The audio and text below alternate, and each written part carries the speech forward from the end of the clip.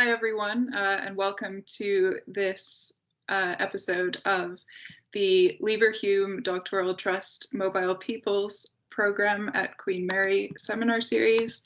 I'm Atlanta Neudorf. I'm a first-year PhD student in the School of History, and I'm delighted to be joined today by Dr. Thomas Jones, a historian whose work engages with the role of exile in areas as diverse as intellectual history, family life, and the role of memory in political thought. I've really been looking forward to speaking to him about mobility in a historical context, particularly with regards to exile and asylum. Dr. Jones is a lecturer in history at the University of Buckingham.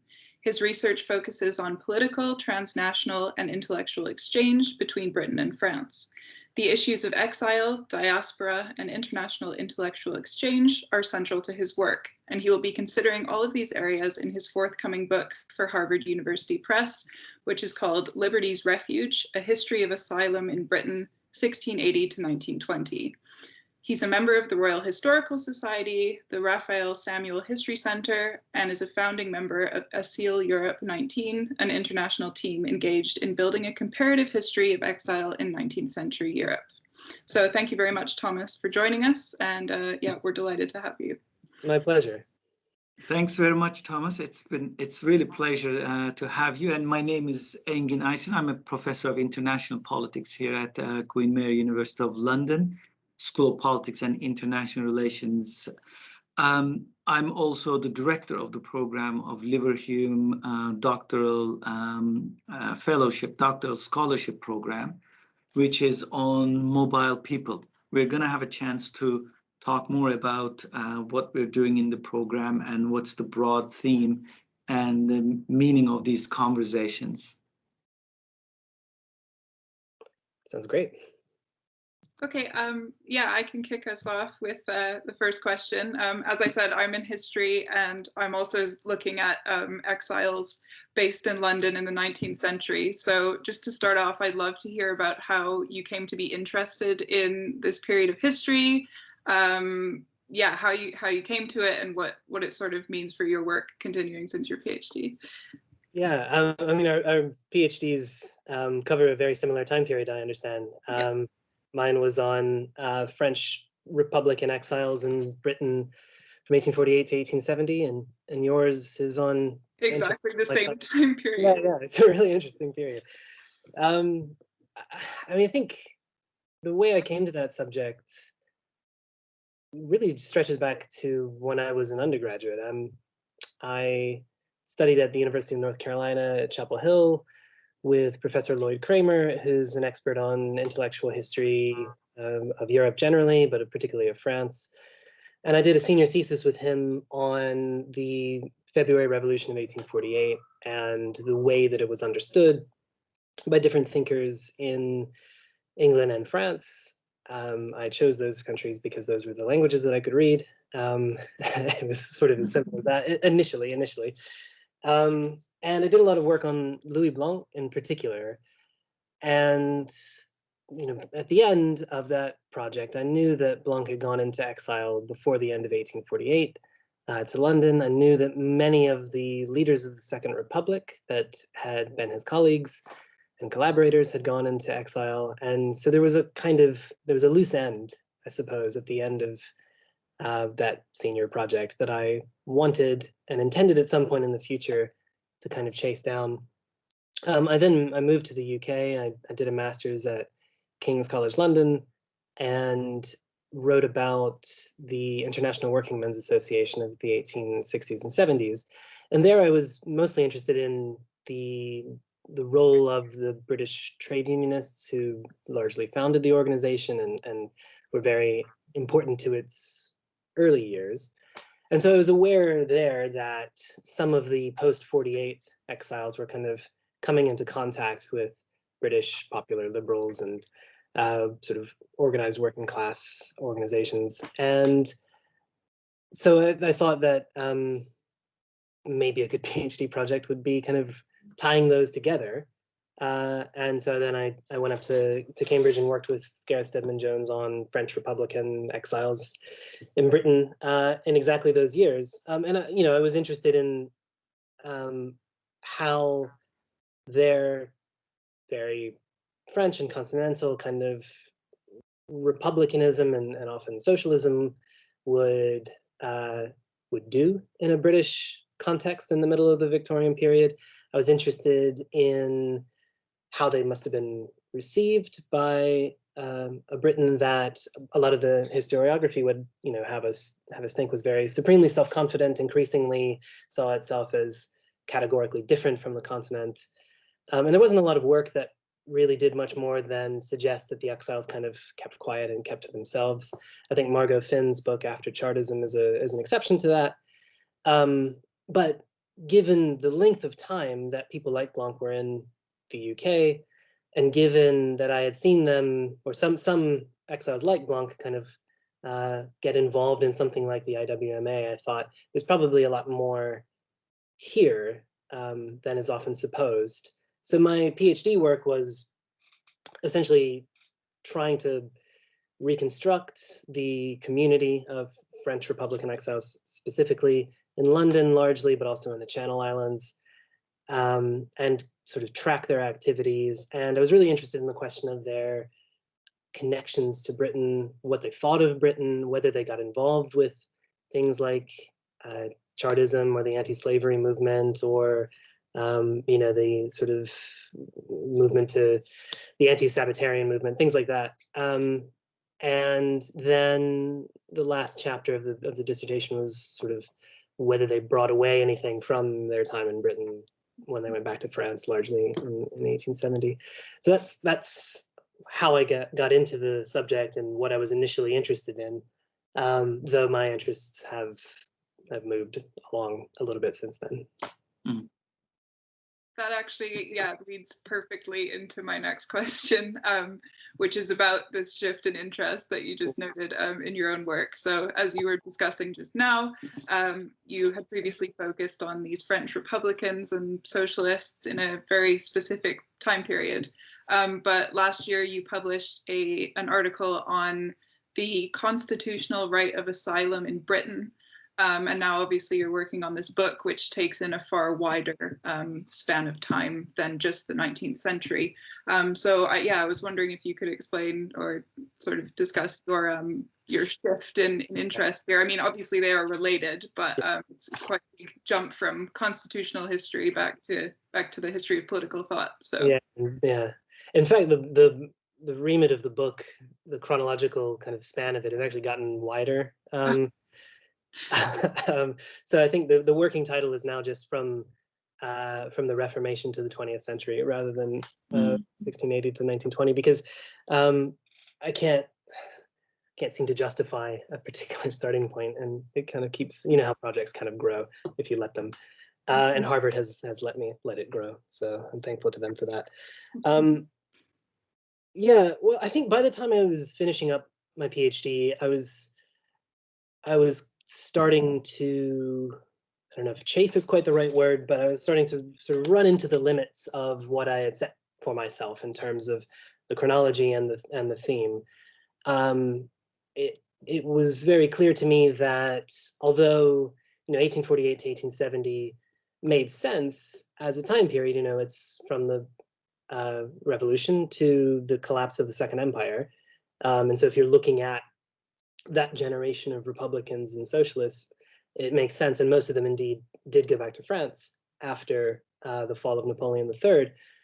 But nevertheless, I'm sure you're aware of this, Atlanta. They're not isolated in time. They're part of a kind of chain of very mobile revolutionaries that stretches through the 19th century. So, for example, Etienne Cabet and his followers are here in the late 30s and before 1848, and some of them return after the Revolution of 1848. There are several individuals who I focused on in my PhD who left Britain in 1870 to return to France because of the proclamation of the Third Republic and to defend France in the Franco-Prussian War, who then got involved in the Commune in 1871, and then had to flee again. And so within a year, we're back in London in a second exile. Sometimes it's the same individuals, sometimes it's parents and children. But so on either end of my chronology, there were these obvious kind of connections to the previous generation, next generation, and a lot of, as I tried to explore in one of the first publications of mine that came out after my PhD, there are a lot of sort of similar patterns to life in exile that these different generations experience. So I co-wrote a chapter on the French left in exile from 1848 to 1880, sort of bringing the communards into the equation. And they live in the same neighborhoods. They engage in many of the same types of activities to raise money or to raise awareness of their cause. They have links with similar types of British organizations, and sometimes the same British patrons. So that was one kind of factor that led to me broadening my interests, I suppose. I was also aware that there were a lot of other non-French refugees at the same time in the UK. I think when I started the project, the PhD project, I was aware that Marx, for example, was here, and Mazzini, and some of the bigger names, but I hadn't realized that there were thousands of Germans and Hungarians and Italians and Poles, and that Herzen was here as well at the same time. So keeping things kind of in a strictly French exile context was just a little less justifiable to me, I think. And so all of that made me want to sort of ask bigger questions, I suppose, or broader questions.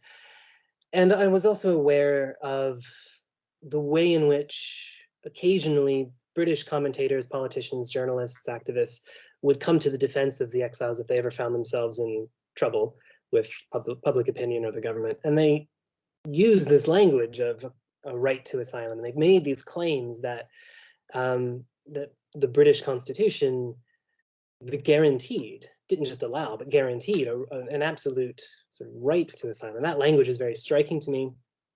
And I wasn't aware of too many historians really rooting into it and attempting to explain it or discover its origins. I mean, Bernard Porter, in his book on the refugee question in mid-Victorian politics, he addresses it a bit. He mainly kind of argues that, well, mid-century Britain is a liberal country, so it has a liberal asylum policy. It's a corollary of right. And I thought that's probably partly true, but it's not. It's not. It doesn't seem like an adequate explanation for some of the types of arguments that I was seeing deployed.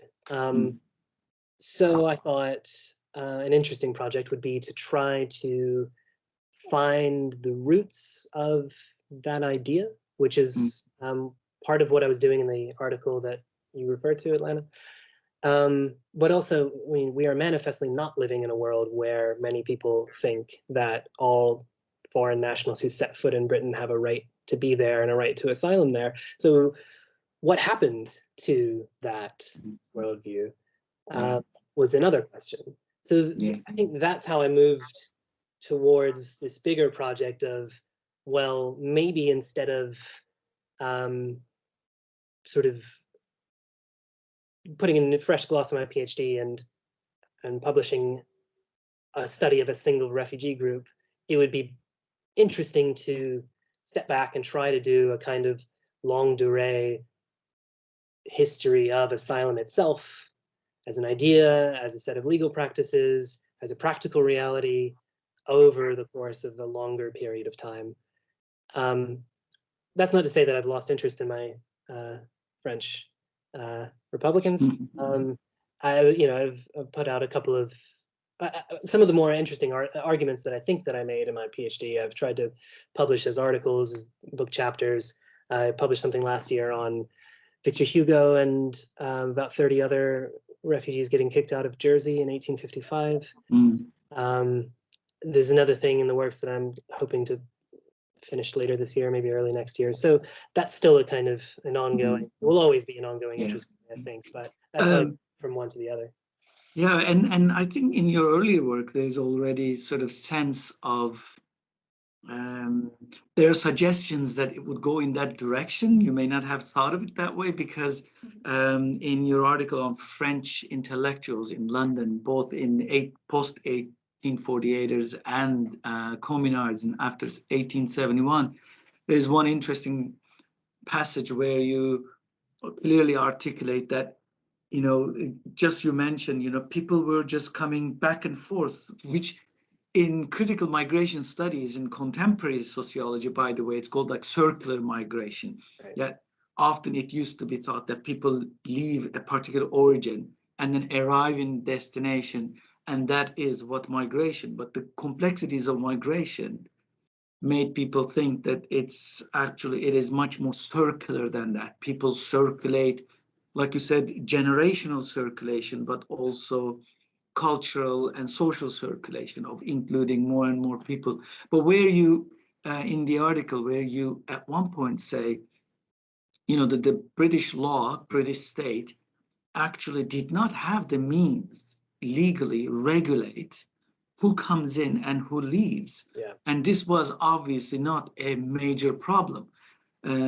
People freely came in. They're escaping the violence of post-revolutionary movement, and they're arriving in London. And there isn't really any sort of infrastructure of authority to ask them, why did you arrive here? In fact, you mentioned, periodically French government would say, you've got to really stamp down on revolutionaries in London, and the English response is, yeah, it will happen. But it's not exactly. And then that Alien Act of 1848 basically doesn't get used.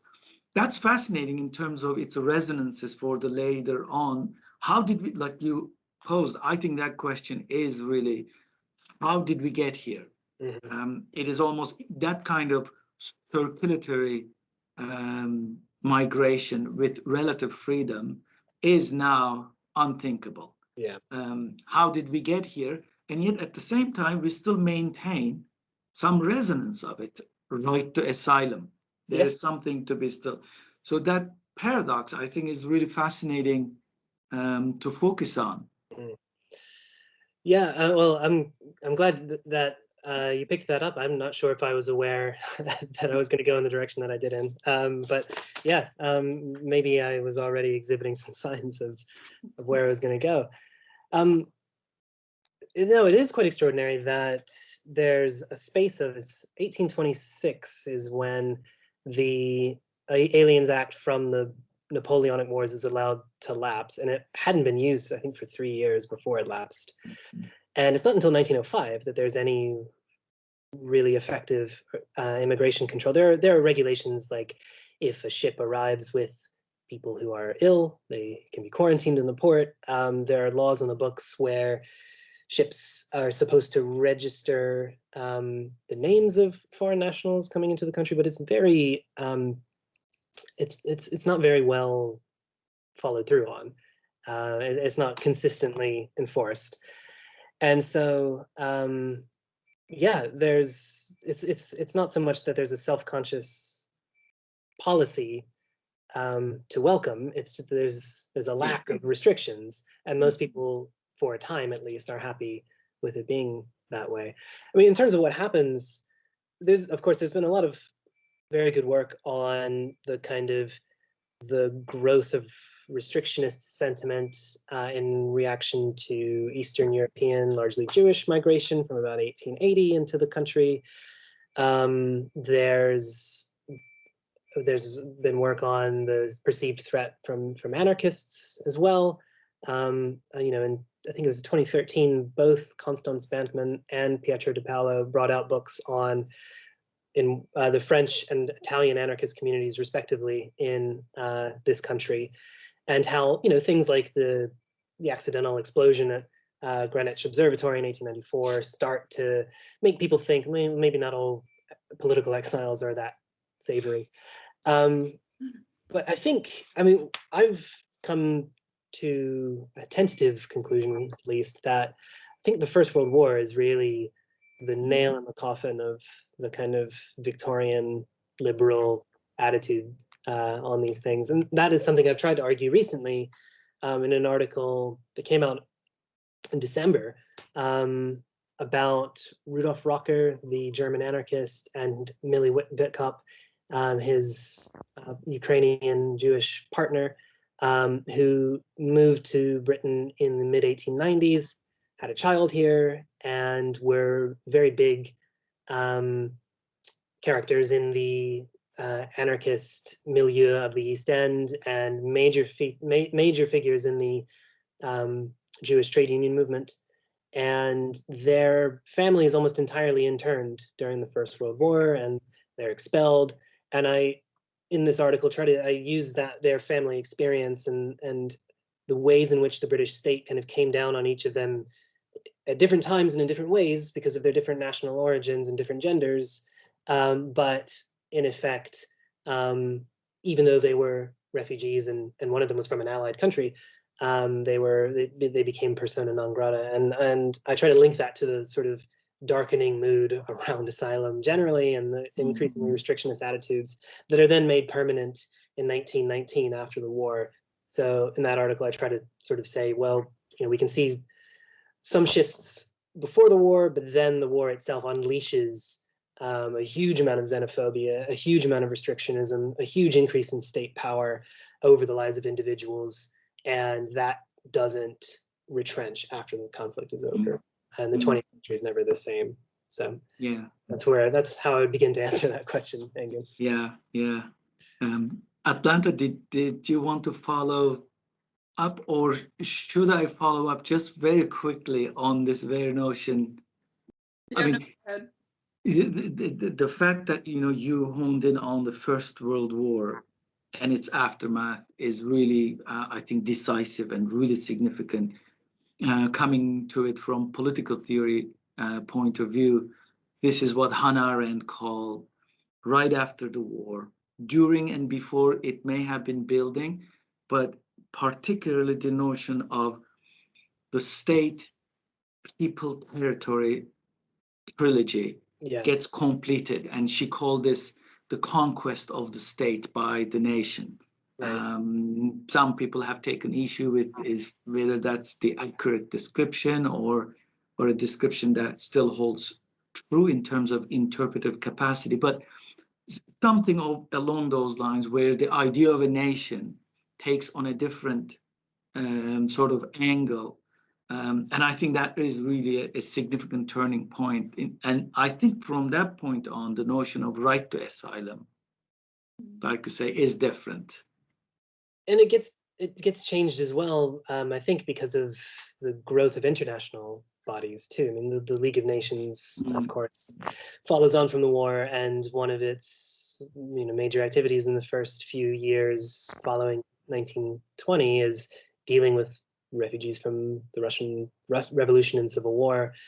And of course now, refugees' international rights are in theory guaranteed by the UN. And I think that the kind of the need for the sort of supporters of asylum in individual countries, the need to argue that the rights are embedded in the domestic constitution maybe isn't as strong because you have the development of this more international regime that takes an interest in these questions. Yeah. Sorry, Atlanta, I jumped queue. No, that's totally fine. Yeah, no, Engin and I were also wondering, sort of, this is just following on from what we were just discussing, but wondering how, because you talk a lot in your recent article about the constitutional right of asylum, about the applicability of the British Constitution to foreigners living in Britain, and obviously that's incredibly topical right now in terms of Brexit and more broadly the refugee crisis in Europe as well. So yeah, just wondering what your thoughts were on that. Yeah, well, I mean, in some ways, that article, it tracks discussions about asylum policy and the British Constitution really from the end of the Napoleonic Wars until guess the mid to late 1820s, or kind of with a gesture towards the 1830s. And I mean, in some ways, the themes that are at the heart of those conversations, when the idea that there is a right of asylum in the British Constitution is being articulated very forcefully for the first time, I mean, some of the themes of those conversations are similar to the themes of post-Brexit, European refugee crises conversations, in that, like, essential issue is the contested nature of who gets to call themselves British and on what terms, and who has rights here when they are physically present. Now the particular positions that are argued are somewhat different, particularly on the kind of less restrictionist side. So in my article, I describe a kind of Whig radical claim that, when pushed to its logical conclusion, argues that, in a sense, every single human being touching British soil is in some sense a British subject, and therefore has rights guaranteed by Magna Carta, by the Habeas Corpus Act, by Lord Mansfield's judicial decisions that that banned slavery in the 1770s, or ruled that slavery was not upheld by English law. And that conception of what British subjecthood meant and who had a claim to it, that in a sense won the day in terms of getting rid of the Aliens Act, but it was always contested. And similarly, European Union citizens, in some sense, weren't full British citizens when they were here before Brexit, but they had significant citizenship rights. They had the absolute right to be here, for the most part, to work on equal terms, to study on equal terms, to vote in European parliamentary elections, local elections. I think the Scottish independence referendum of 2014 also. Quite a lot, but we obviously have seen that conception of kind of semi-British status for EU citizens was highly contested, and was never fully accepted by large segments of the population.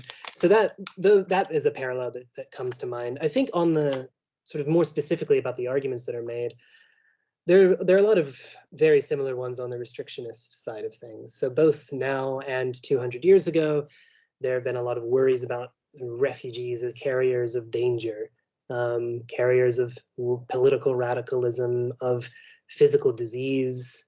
There's then and now a sense that many people who say that they're refugees probably really aren't, and they're using kind of the cover of that title and the sympathy that is bestowed on refugees to get into the country for other means.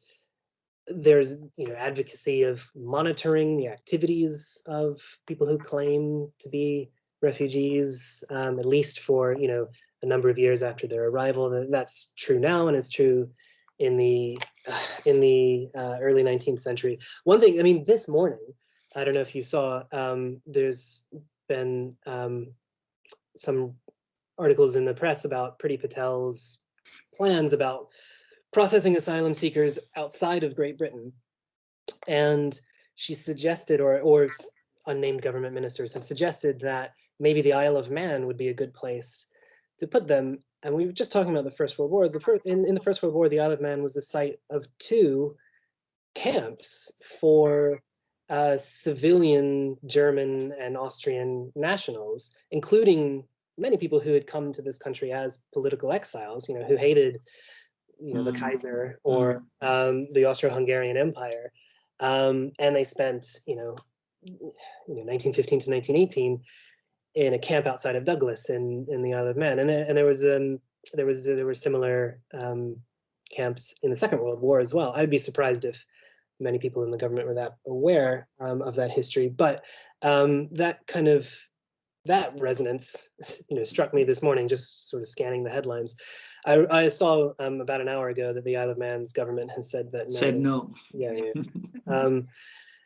One thing that I think is different, though, so there are all of these similarities in argumentation on the restrictionist side of the debate, But on the kind of less restrictionist side, I see fewer parallels. I don't see the same kinds of arguments being made that the country should be open to all refugees. There's not much in the way of argumentation about migration being a good in itself. In terms of questions of rights, I think that the impulse to argue that Magna Carta, habeas corpus, etc., apply to foreign nationals, it's not there. But instead, I think you find kind of gestures towards the UN Convention on Refugees instead. That's where the rights of refugees are sort of enshrined, and that makes sense. But yeah, there are more parallels maybe than I would have liked when I was writing that article. But the difference is, one difference is, though, the direction of travel is entirely the opposite. The 1810s, 20s, 30s, the more liberal arguments were winning, and now it's moving in restrictions direction. That is one big difference, but also there is the issue of particularly late 20th century and 21st century distinction between deserving and undeserving migrants. And so this idea that if someone is leaving their homeland for economic reasons, that has to be processed properly, and it's treated differently if one is leaving it by force. It's a displacement. So there's this notion of refugee. So there's this idea that refugee is a pure category. Yeah. And then but of course, with your historical insight, when there was no such restriction, it's really very difficult to identify what should be the principles of this demarcation, when one becomes regular and legal by a refugee. And so this is what many governments play on, creating this pure refugee status. And for them, the right to asylum, of course, but all the impure ones has to be eliminated, stopped, deported, and so on. It would be interesting to look at also the origins of this. Some scholars look at much earlier poor laws and the difference between deserving poor and undeserving poor. It's amazing. If you push back history of London a couple centuries further, in 1500s, 1550s, people were deported from London. Vagrants, vagabonds, and all sorts of names that were described precisely because they were undeserving poor. But then there were deserving poor that needed to be put in workhouses and so on.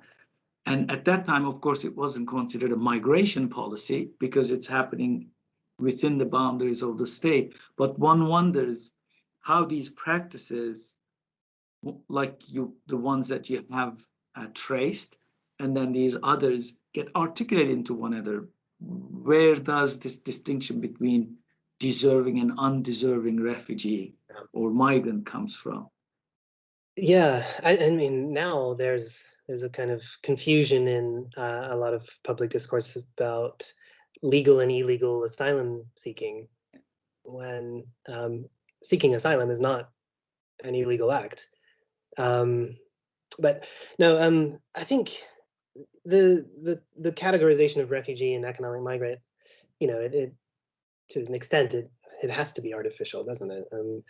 And it hasn't always been a distinction that people have insisted on making.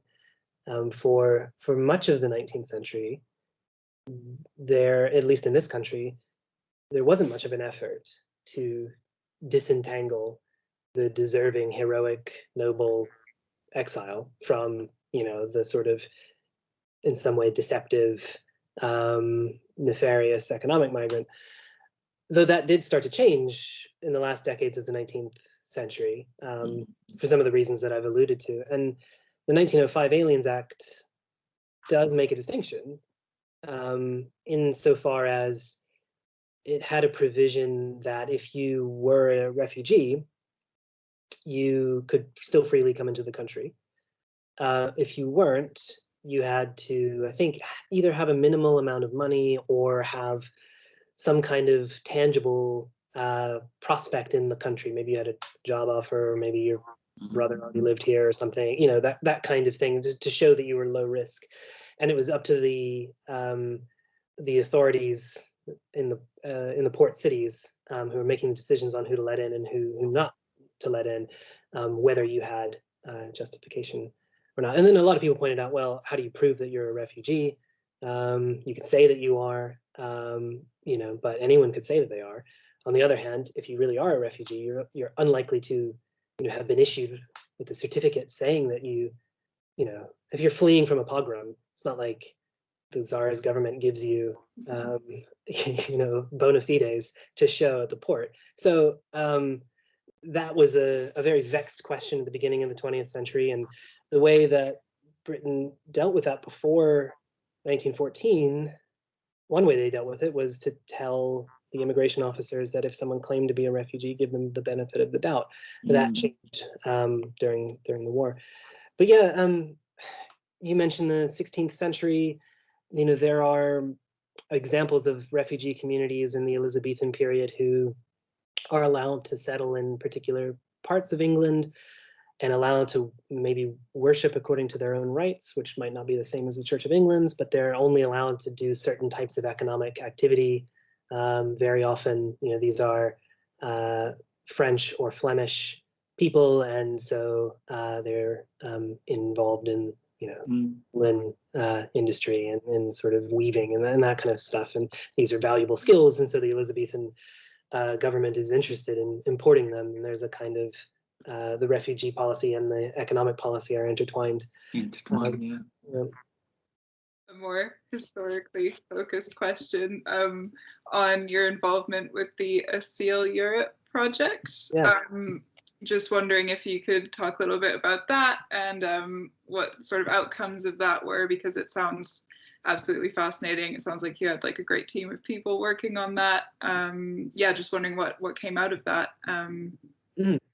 So yeah, Asile Europe 19 is the name of the organization.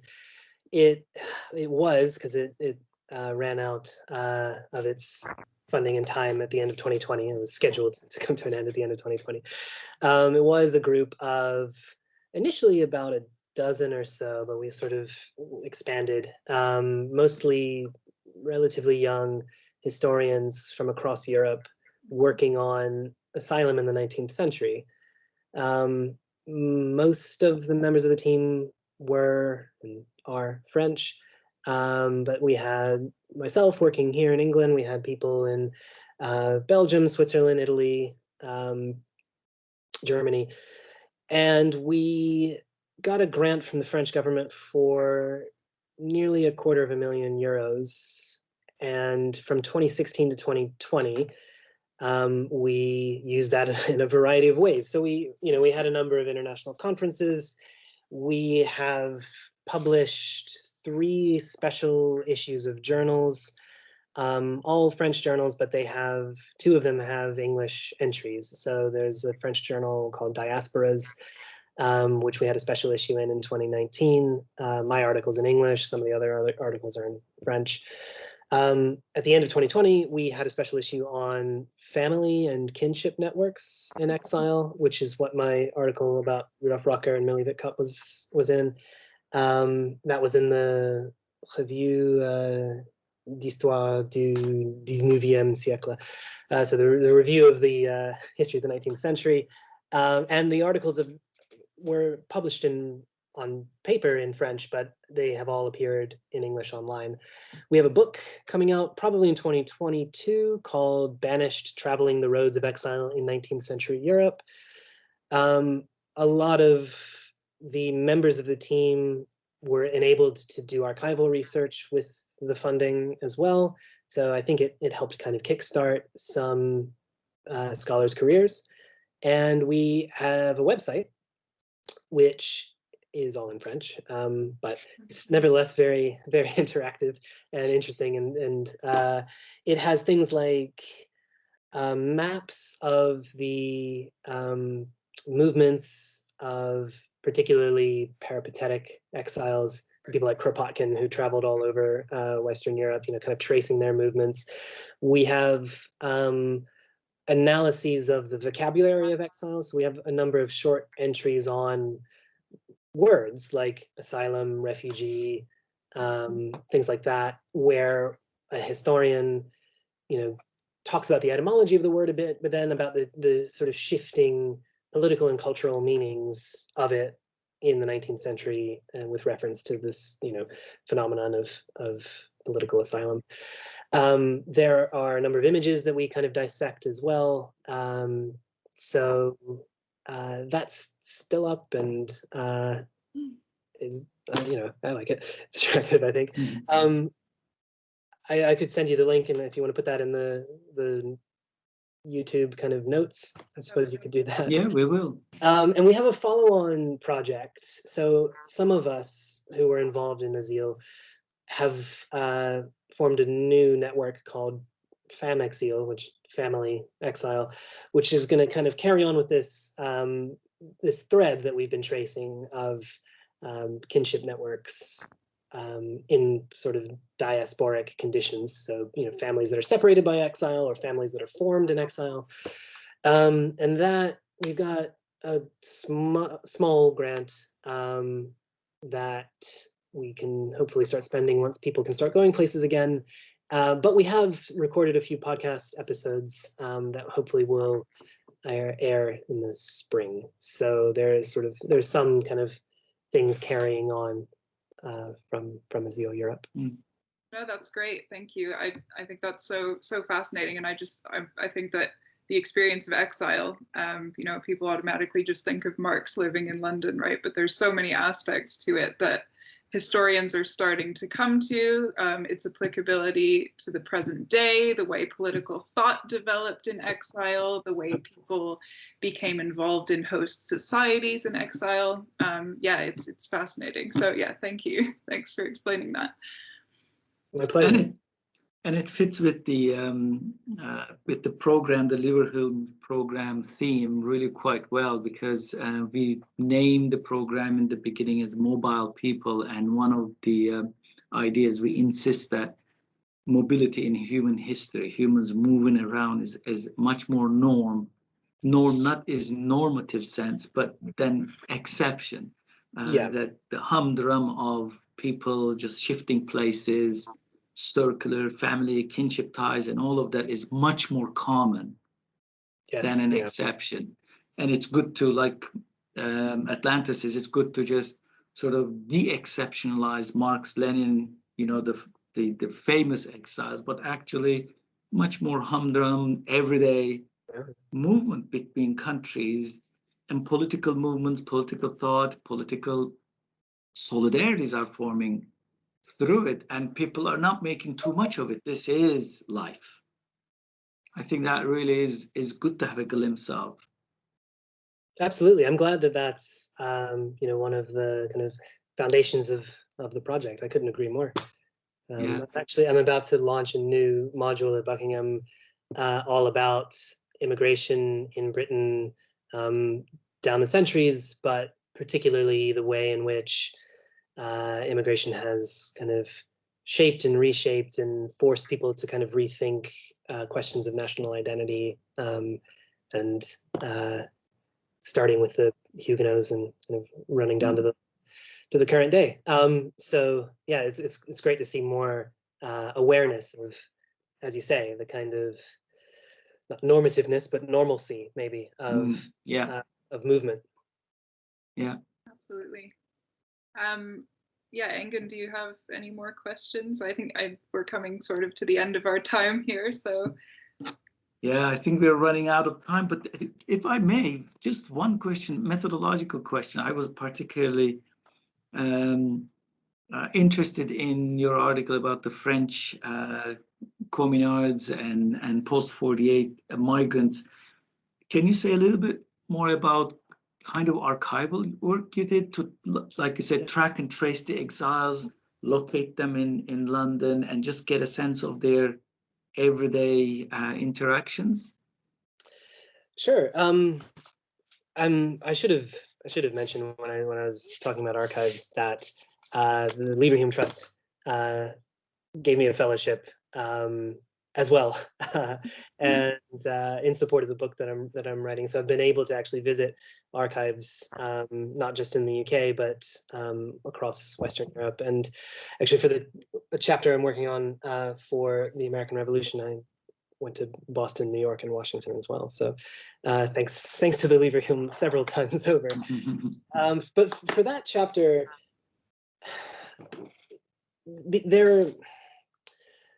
I guess there are a few ways that I approached the sources, or what kinds of sources I wanted to look at.